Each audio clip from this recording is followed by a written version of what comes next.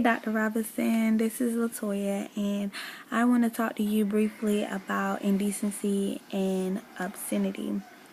We learned in class that obscenity is not protected by the First Amendment.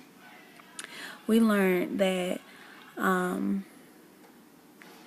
the history, the content behind obscenity, which came from Mr. Miller, Marvin Miller, in 1973, where he was convicted for having explicit information in circulation in the post office. He was selling adult content, but he was trying to pass out some material that was explicit and was convicted for it being obscene. Since obscenity is not protected by the First Amendment, it was he wanted to appeal his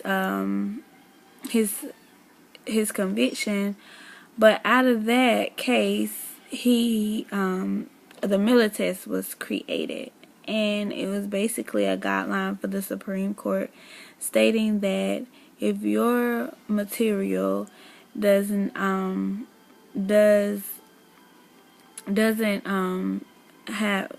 not checked off from these guidelines of the community approving it, which is 9 times out of 10 the jurors or the judge, if the average person who's of good Samaritan, of good faith, if they're not approving it and it doesn't hold any literary, artistic, political, or scientific value, then it's obscene. It cannot be produced in any mediums because it's not valuable to the education of others.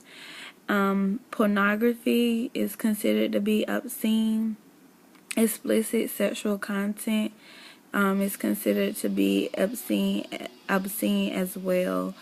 Anything that's patently offensive, which is a part of the description, what is determined to be obscene, is anything that is causing sexual arousal or excretory sexual content, like masturbation, things like that. That is considered to be obscene. We have similar cases where, like 2 Live Crew, which was a case back in 1990, where they was arrested for obscene behavior when they was performing in an adult nightclub with one of their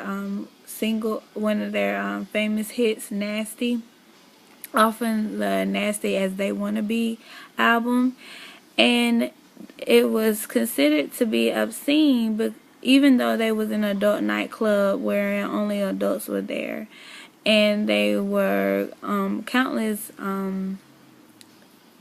times they were convicted of obscene and explicit languages, using different words that just exploited sexual content, especially towards women. A famous character in the 2 Live Crew was Mr. Henry Gates, who was a professor at Duke at the time, and he was an expert in African American literature, who agreed with the album and the sexual lyrics, saying that it gave freedom as a political end. They made it out to be beneath the surface that it was more of a racist appeal than more so what they said or what they did, because at the time Madonna, who was also recognized and acknowledged for the masturbations that she would do on stage or have little sexual orgies and stuff like that when she would perform, who was not convicted. So we have to take a look at the instances or who is saying what is obscene and who they're saying it is obscene to make sure that it's not a racial discrimination, instead of just looking and just looking at what they actually did or what they actually said in order to be convicted. The difference between obscenity is indecency, and indecency is not protected by the First Amendment. It's less severe than obscenity when it comes to sexual content, but it's able to be viewed in a way of kind of maybe educational, but at the same time too graphic for children. And children is really what this law is all about, according to the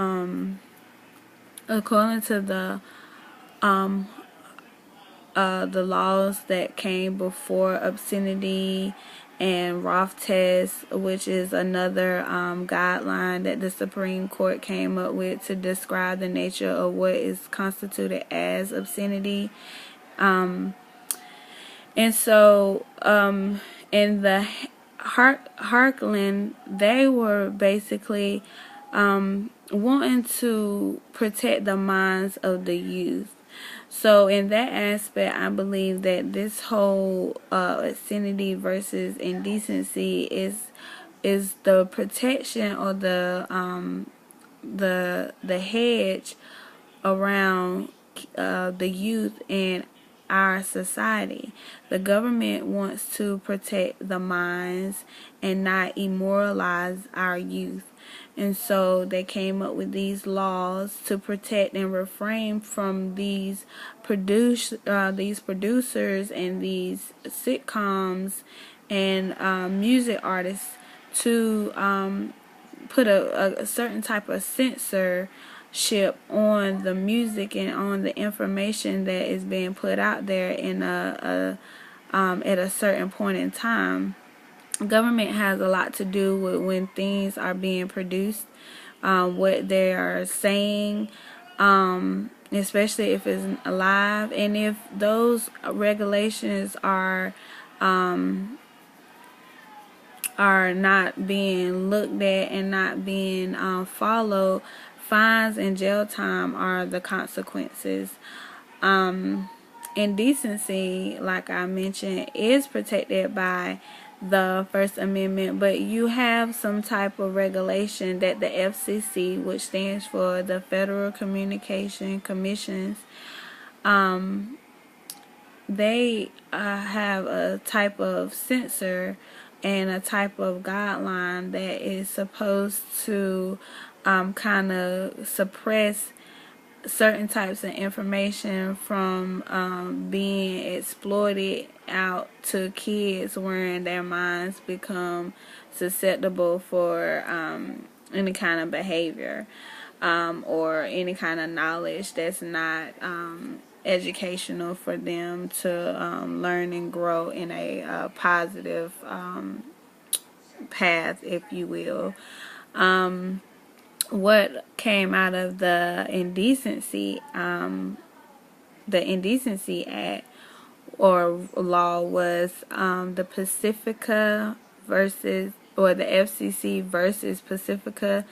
That happened when a guy was riding in his car with his son, and he wrote to the FCC stating like, hey, I know that as an adults we can listen or view things that might not be good for children, but hey, you know, this is a time where me and my son are riding in a car and we're hearing filthy words on the radio, and you know, that's indecent. And so This was a case wherein George Carlin, who was a famous comedian, was letting people know of the 7 filthy words that you shouldn't say.